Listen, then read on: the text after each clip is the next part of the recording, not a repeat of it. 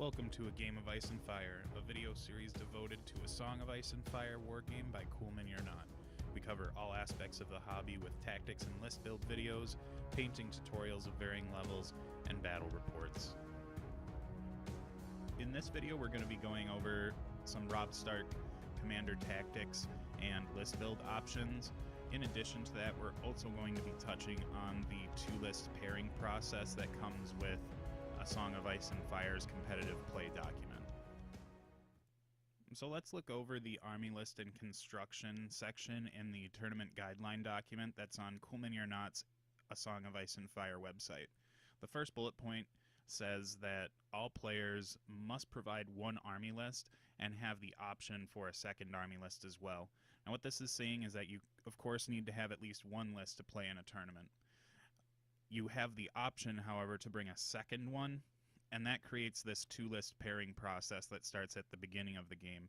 You get your opponent, you arrive at your table, you present your two lists that you've submitted for the event, they present their two lists that they've submitted for the event, and then you choose which one you want to play while your opponent does the same thing, and you reveal them at the same time. So you don't know what you're playing against, and your opponent doesn't know until that point. Now this can sound like a bit of a hassle at first. You got to bring extra models with you and come up with a second list, and what if you really like your one list, or you're really just trying to practice this one single list that you've got and don't want to complicate it with a second one. Your first tournament experience, if you do this, is not going to be a great one if there are other players here capitalizing on this two-list process, because what they're going to do is they will see your one list that you've brought and be able to easily work out which one of their two lists plays into you best, so you will always be playing a disadvantaged game. The two-list pairing process also opens up a lot of flexibility in your list building. When you go down to your local game store on a Friday night, you just bring your one list with you and you try to put in a little bit of everything to give you options into whatever you might see, or you're just testing out a certain list to see if it sticks. But with a two-list pairing, you can say, okay, I'm going to build this first list, and I know that it has this hole in it, so your natural response is to try and plug up that hole and try and make the best well-rounded list you possibly can. But what the two-list pairing does is it allows you to leave that gap in your army so that you can try and fill that hole with the second list that you bring. We'll use my Great John list as an example. That list is meant to take out high-value targets and crash through armor. There's a lot of sundering, a lot of extra hits get generated out of it, and Great John's tactic cards do auto wounds, so don't have to worry about those 2+ flayed men armor saves or anything like that. The issue that Great John has is he gets stuck into things quite easily. It's hard for him to dislodge out of them and move up the table quickly. So I have an issue closing out scenario, or my scenario games get extremely close because I just don't have the mobility to get to where I need, which kind of brings us into why we're building a Rob Stark list right now, because he is really synergistic when it comes to the mobility game. So we're going to try and build my Rob Stark list with the mindset that he is trying to cover for some of Great John's bad matchups. So we're going to start Rob Stark's list building with his tactics cards. The first one up is Tactical Regroup. This triggers when a friendly combat unit activates. They can make a free retreat action and restore D3 wounds. If they happen to be within long range of Rob Stark, the unit that they disengage from becomes vulnerable. This card gives you a lot of flexibility. You can utilize it to either get the charge on the unit that you were already engaged with and maybe bump some wounds back up to get your ranks filled, or you can get out of an engagement that you don't want to be in and then rush off to charge into something else, because this is triggered when you activate. You don't even start figuring out what you want to do until you've played this card and figured out where your position is going to be. Next up is Hit and Run. After a friendly unit completes a melee attack, they can make a free retreat action, and they count as rolling a 6 for that. If you have the maneuver position on the tactics board, that unit you disengaged from also becomes weakened. This is a lot like Tactical Regroup, but it lets us go in and maybe take something without giving anything up. I feel like that's really the main theme of hit and run, is that you want to take as much as possible without giving up anything. And if you happen to be giving up something and you have that maneuver tactics position, they can become weakened so that whatever they go into isn't going to be going in there with the greatest of results. The last card in Rob Stark's suite is Superior Positioning. Now, when an enemy unit charges, they have to roll an additional charge distance die and pick the lowest result. If they happen to be charging Rob Stark's unit, Rob Stark can make a 3-inch maneuver before the enemy moves. This is just making it so we can forward that don't give anything up before you want to mentality. Adding an additional die doesn't sound like much at the onset of things, especially if you haven't been utilizing the terrain rules all that much, but it multiplies the chance that they'll get a disorder charge, and it could also be the difference between getting that couple extra inches on those long bomb charge or making a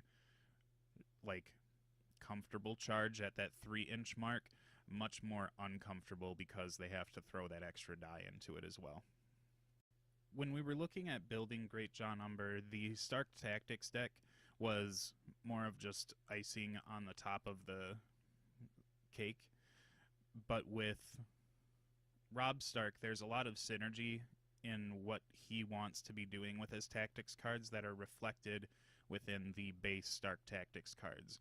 Things like the North Remembers, Devastating Impact, Sudden Charge, and Swift Advance really make sure that this movement forced perspective that we're taking with Rob is going to be something that we can achieve regularly, given that over half of our deck is full of cards that are just meant to abuse and control the movement tactic of the game. Given that Rob Stark focuses a lot on abusing movement, the first unit I want to add into this army is the Stark Outriders. They have an order called Swift Retreat, which just says if they're attacked with melee or after they're attacked with melee, you pop the order and then they can make a free retreat action. They also have an ability called Rapid Assault, where if they're targeted by the maneuver tactics board effect, they can make a free charge instead of making a free maneuver or retreat. So that lets us utilize this unit twice over if we get that position on the tactics board. Swift Retreat also lets us back out of some bad situations and reapply the charge in a different spot if we need to, or just do that hit and run play style where we can back out of something and get back into it if we wanted to utilize the charge bonus on them. So I've decided to add 2 units of these to this list because they can both run flanks and kind of pinch things off on the opponent. They can get into a lot of difficult places and apply some decent pressure to them. Next up, I want to look at the Kranigman Trackers. Now this unit is funky. It's got a short-range bow, which isn't the greatest thing, but they throw 8 dice as long as they've got full ranks with it. The only stat that really sucks for them is their save. It's only a 6+. But they do have a really great order called Quickfire, and it says after this unit completes a maneuver or retreat action, you can use the order to have the unit make 1 free ranged attack action. So if you paid attention to some of the tactics card that Rob has and the rest of the tactics cards in the Stark deck, this unit doesn't have to be activating in order to use that order. So you can use something like Swift Advance and have them trigger that order so that they move out of activation, shoot out of activation, and then once their activation comes up, they can shift and then shoot again. So with full ranks, they're shooting 16 dice, and that's a pretty good hit right away for being for needing 4s to hit. Now, I would like a Kranigman Warden in this unit, but the list that I'm focusing in on right now just doesn't have room for, or doesn't have the points for those attachments, but there's a little bit of wiggle that we'll get to at the end of the video. I've decided to add 2 of these units to the army as well. With a 6+ save, I'm not really hoping that one unit's going to survive very long since they're going to be really up in the business with that 6-inch range. But they're also only 5 points, so it's quite easy to sneak 2 units into this list. We haven't selected a unit for Rob Stark to go into just yet, and based on the points restrictions that I've gotten to with having the double Cav and double Kranigman in here, I'm going to take the budget option and stick Rob Stark in a unit of Stark Sworn Swords. Now, I wanted to try and free up the points to get him into a unit of Tully Sworn Shields because a lot of Rob Stark's cards get better if he's still around on the board. So putting him in a survivable unit is beneficial, but with his Order Wolf's Cunning, that forces a opponent to have a disordered charge when they declare one within long range within long range of Rob. The Tully Swordsmen just aren't getting up the table quickly enough, and the difference between Speed 4 and Speed 5 in this game, I think that's the threshold where things get a little bit on the sacrificial side or unacceptable. Like, you have to make a negotiation in order to be okay with that type of speed difference. So putting him in the Stark Sworn Swords makes sure I've got some extra points for NCUs, and I get him in a unit that's got surprisingly good combat output for an inexpensive unit that isn't defined by the attachment that, or by the other attachments that you could put on them, and their stats are respectable too. We're running this list pretty top heavy with NCUs. The first one is Sansa Stark, who I feel like is almost an auto take with Rob Stark. His tactics cards that he brings with him are so situationally amazing that you want to be able to have those on demand when you really need them. There's also a lot of the Stark Tactics cards in the main deck synergize really well with what we're trying to achieve with Rob Stark. So being able to go fetch those as well can either get you out of an unwinnable game or get your opponent into a position where they will have a hard time fighting back based on what you pull out. The other NCU that I'm tinkering with is Eddard Stark, and the main reason he's in here is that I have 2 units of cavalry. They're expensive, and I want to make sure that they can make the late game, and if they happen to take some focused attacks early on to knock down a rank, I want to make sure I'm getting the 3 extra dice to get them back up to full, and I feel like the 3 order tokens is just enough to make sure that I can get that to happen.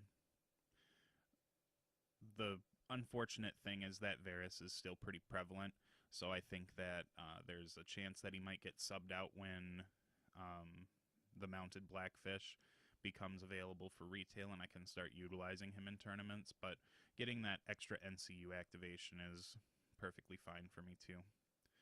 The third NCU we're adding to this list is Petir Baelish, and I know I was talking about Varys, and I think that Varys is a good fit for Rob Stark because it's just an extra form of denial and makes it so that your opponent, when they take a tactics position that you want, you can at least try to deny them from getting the benefit out of it. So the reason why I'm interested in trying out Petir Baelish is because I will sometimes maybe want a certain position on the tactics board, but not really want the effect that comes with it. And I have to do some research, but I'm curious. I think that if you use Petir Baelish to take something like the combat zone and get him to use the maneuver position and target one of the outriders, that they still get to charge because they're targeted by the ability from the maneuver position. Also, if your opponent's NCU light, it can allow Petir Baelish to get you to utilize that maneuver position twice, so you can put him down, trigger it by not having him on it, and then put another NCU down because you've got 2 extras to burn. So very experimental with him along with the rest of this list. This style of play is not one that I'm extremely used to in wargaming. I am typically the type of player that throws honest stats on the table and just tries to out combat the opponent. So trying to abuse the movement portion of this game is going to take some getting used to for me. But I think that this Robb Stark list kind of forces me to do that, and I'm looking forward to the challenge.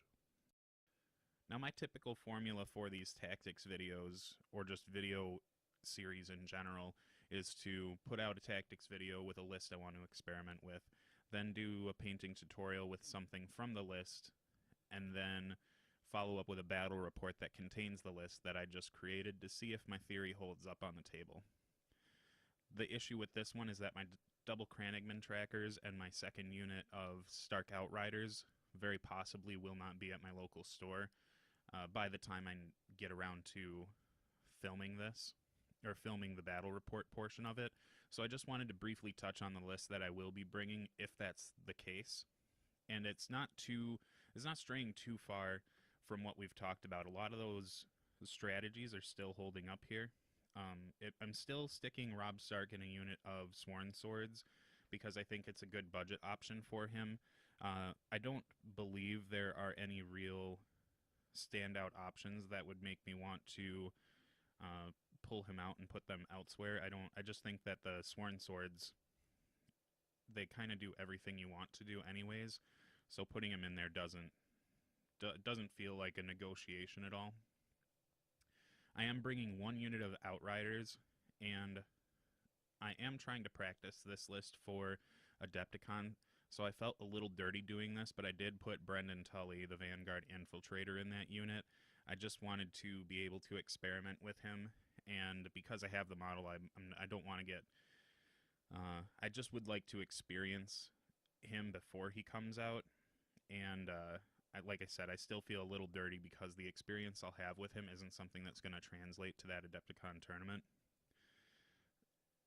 I also slapped a unit of Stark Bowmen in here. I still want some ranged presence, and the Stark Bowmen can kind of do something similar to the Kranigman trackers, where if I target them with some kind of movement shenanigan to get them up the table a little bit more, they can then activate without shifting and throw 10 dice. I also threw a Kranigman Warden in there. When you've got that much of a reach on 10 attacks, I feel like you can really pick the units you want to go after, and that Kranigman Warden really helps out since they hit on 4s, and it's still a coin toss, but you fail 5 of those on average, right? Even though I don't believe in dice averages giving you expected results. But that Kranigman Warden just gives you a better chance at getting a lot of those to land. The one that I'm really excited to try out in here are the Housebolt and Flayed Men. They give me that feeling that I have a second unit of Outriders, but they're a lot more tanky, and they have some really high quality attacks.